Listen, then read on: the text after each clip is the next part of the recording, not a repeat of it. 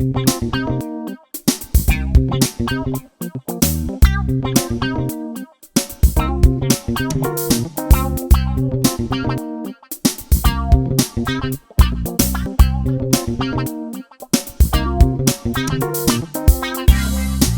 လုံးပဲမင်္ဂလာပါကျွန်တော်ရဲ့ YouTube channel လေးမှာကျွန်တော်ဗီဒီယိုလေးမတင်ပြတာတော်တော်လေးလဲကြာသွားပါပြီ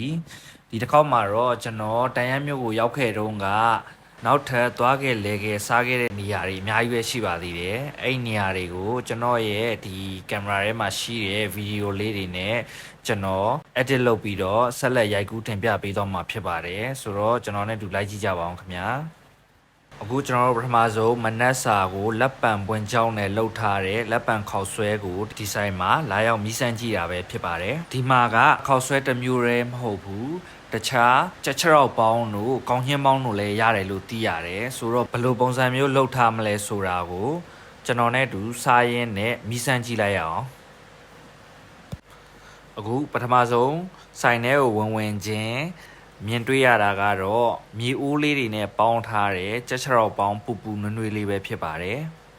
ဒါကတော့ကောင်းချင်းပေါင်းပူပူလေးကိုနှမ်းလေးဖြူထားတာပဲဖြစ်ပါတယ်ခုနကပေါင်းထားတဲ့ကြက်ချောက်ကိုနှမ်းလေးတွေဖြူပြီးတော့အခုလိုပကံထဲကိုထည့်ပေးတာပဲဖြစ်ပါတယ်ဒီဆိုင်မှာထူးခြားတာကကြက်ချောက်ပေါင်းဆိုရင်လည်းမြေအိုးနဲ့ပေါင်းပြီးတော့ကောင်းချင်းပေါင်းဆိုရင်လည်းကျွန်တော်တို့မြေအိုးပကံလေးနဲ့လာချပေးတာကိုတွေ့ရပါတယ်ဒါကတော့ဒီဆိုင်ရဲ့ signature ဖြစ်တဲ့လက်ပံခေါက်ဆွဲဖြစ်ပါတယ်ဒီခေါက်ဆွဲထဲမှာဆိုရင်ခရမ်းကျင်သီးနှစ်ကဲနောက်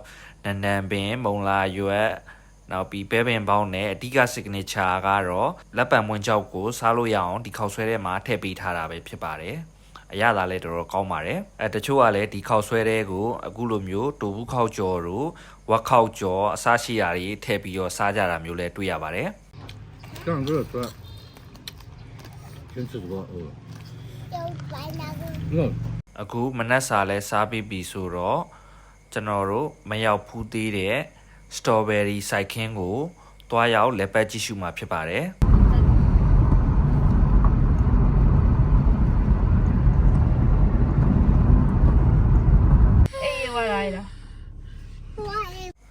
အခုဆိုရင်တော့ကျွန်တော်တို့ strawberry ခင်းကိုရောက်ပါပြီဒီမှာဆိုရင် strawberry ကို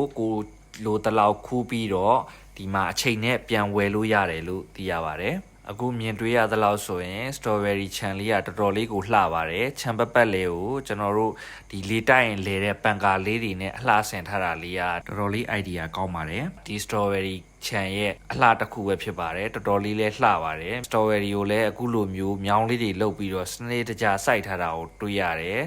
ဒီမှာဆိုရင်တရုတ်လိုရေးထားတဲ့ဆိုင်းဘုတ်လေးတွေကျွန်တော်တို့နားမလည်ဘူးဒါပေမဲ့တော်တော်လေးချစ်ဖို့ကောင်းတယ်ခလေးတွေလာလဲရင်တော့တော်တော်ကြိုက်မဲ့အနေထားရှိတယ်တော်တော်လေးလှပါတယ်ခင်ဗျာ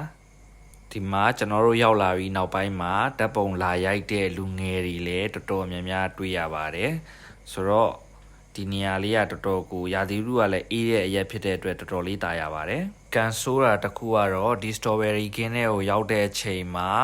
ခူးတဲ့လူများလို့လည်းဖြစ်မယ် strawberry တွေကအလုံးလှပြီးတော့ခူးလို့ကောင်းမဲ့အရွယ်လေးတွေတိတ်မရှိတော့တာကိုတွေ့ရတယ်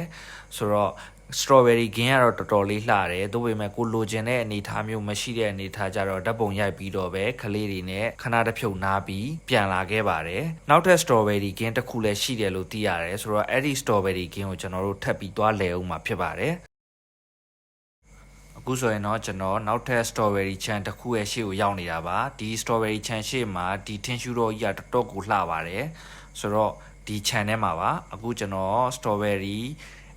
ခူးလို့ရမယ့် channel ကိုရောက်လာတာပဲဖြစ်ပါတယ်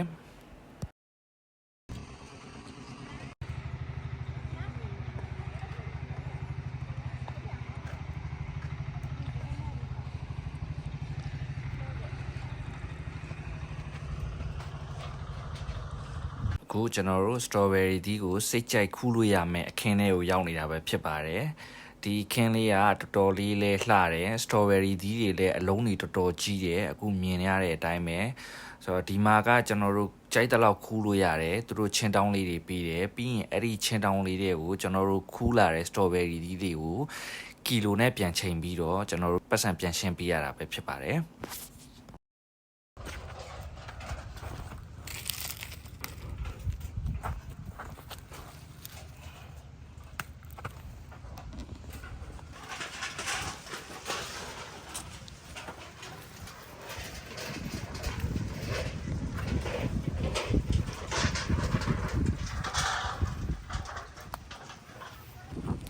ဒီ strawberry ကင်းစိုက်ထားတဲ့နေရာလေးကတော်တော်ကိုตาရပြီးတော့အပင်လေးတွေကလည်းစိမ့်ဆူပြီးတော့ဒီ strawberry သီးတွေဆိုရင်လည်းတော်တော်ကိုလက်လက်ဆက်ဆက်နဲ့ဟိုအလုံးအကြီးတွေကိုတွေ့ရပါတယ်ကျွန်တော်တို့စိတ်ကြိုက်ခူးလို့ရခဲ့ပါတယ်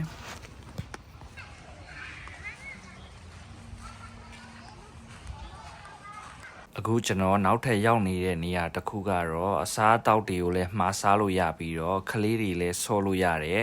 water park ရှိတဲ့ကစားကွင်းတစ်ခုကိုကျွန်တော်ရောက်နေတာပဲဖြစ်ပါတယ်အခုမြင်တွေ့ရတဲ့အတိုင်းပဲဒီဘန်ဂလိုလေးတွေမှာမိသားစုလိုက်လာပြီးတော့အနားယူပန်းဖြေပြီးအစားအသောက်တွေတော်တော်များများကိုလည်းဒီဆိုင်မှာမှားစားလို့ရပါတယ်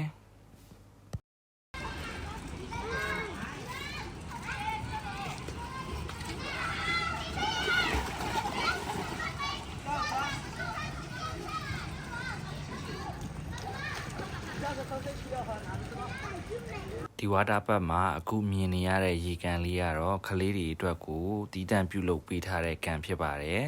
ဒီမှာဆိုရင်ရေကလည်းတော်တော်လေးကြည်ပါတယ်နောက်ထပ်ကျွန်တော်တို့လူကြီးတွေကူးလို့ရတဲ့ကန်ကိုလည်းတီးတန့်လုပ်ပေးထားပါတယ်ဒါကတော့လူကြီးတွေတီးတန့်ကူးလို့ရတဲ့ကန်ဖြစ်ပါတယ်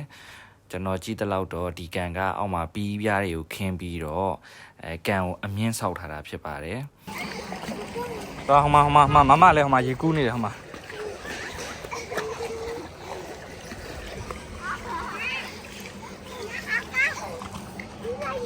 ဒီဘက်ကလည်း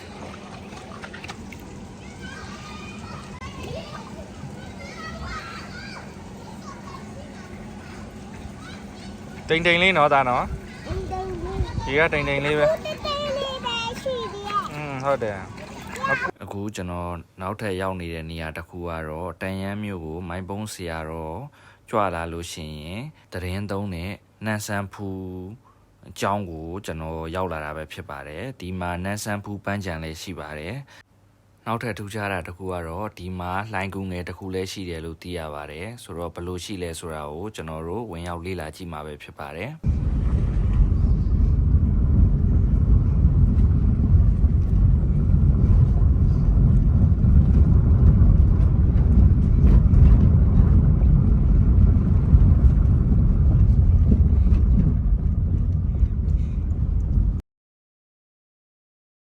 အခုမြင်နေရတဲ့နေရာကတော့မိုင်းပုံးဆရာတော်ကြီးဒီတန်ရမ်းမြို့ကိုရောက်လို့ရှိရင်ဝင်ရောက်တရင်သုံးနဲ့ဒီနန်းဆန်းဖူးလှိုင်ကူလို့သိရပါတယ်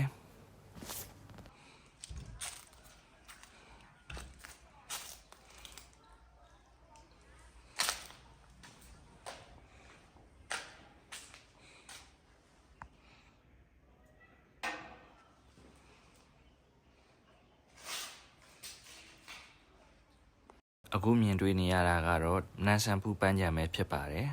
ပန်းချံရဲ့ landscaping ကတော့တော်တော်လေးလှပါတယ်ဒါပေမဲ့အပင်လေးတွေဒီတက်ပိုဆိုရင်တော့ဒီနေရာဒီတက်ပိုလှမယ်လို့ကျွန်တော်ခန်းစားမိပါတယ်အခုဒီဘက်မြင်နေရတဲ့ဖျားလေးရဲ့အပေါ်ဘက်ကတော့လှိုင်ကူပါ